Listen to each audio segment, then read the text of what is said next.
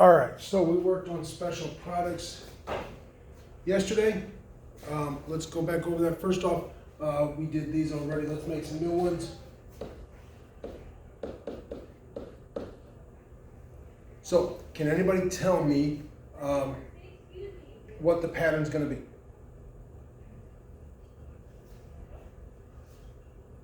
So, we recognize it's the same thing times itself. It has a plus sign in here, so I square the first term, multiply these together would be 7x, double it for the middle term, square the last term.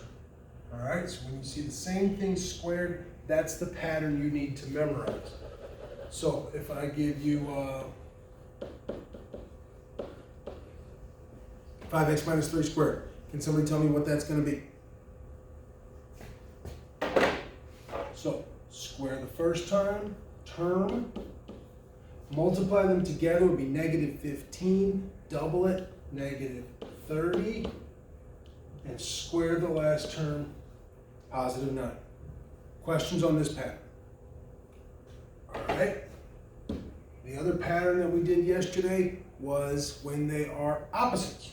All right. Now, obviously, it goes to say, hopefully, it's got to be the same numbers, right?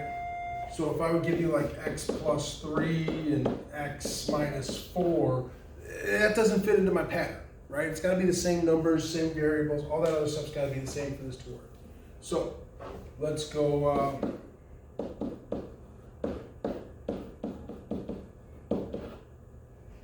Because I'm going to remember what this pattern is going to be.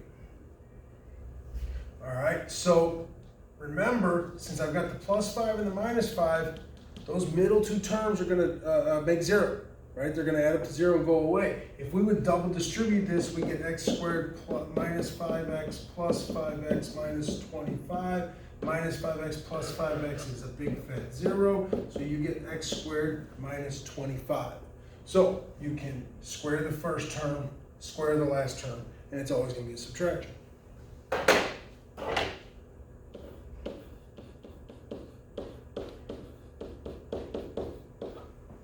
So what's this going to be? 4x squared minus 49. There you go. All right, like I said yesterday in the video, it's not critical that you memorize this because you can always double distribute. You can always use a chart or the area.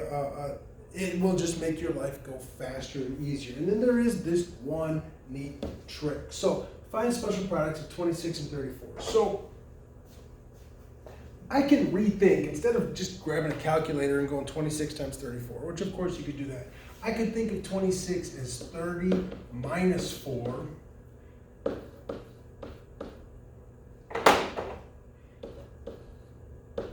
and rethink of this as 30 plus 4. So now I'm fitting this pattern. So if I want to do 26 times 34, I can just fit the pattern. Square the first number minus the square of the second number. 26 times 34 is 884. All right, now that's kind of a neat trick. It doesn't have a whole lot of useful applications if you have a calculator handy, obviously. You just 26 times 34. But it is a neat trick of how the math kind of works out for you. You could do some math quickly in your head. If I would give you, I don't know, make it easy, 24 times 26. Well, I think of this as 25 minus 1, 25 plus 1. So that's going to be 25 squared is 625 minus 1 squared. So 24 times 26 is 624. All right? This is something you could do in your head if you know 25 squared is 625. If I would give you, let's just go 27 minus 3 and 27 plus 3. I don't know 27 squared off the top of my head, so it's something minus 9. So this trick doesn't work. It's not great all the time because I don't know all the big numbers squared. But it is kind of a neat trick for some of the numbers you know. 25 squared is 625. Nah, 30 squared is 900. Some of the bigger numbers that you should hopefully have some idea of. And of course, if you're really gonna do this, you're probably just gonna grab a calculator anyway. But it's a fun trick. All right, you got an assignment, get them out, get to work. Quiz coming up at the end of the week.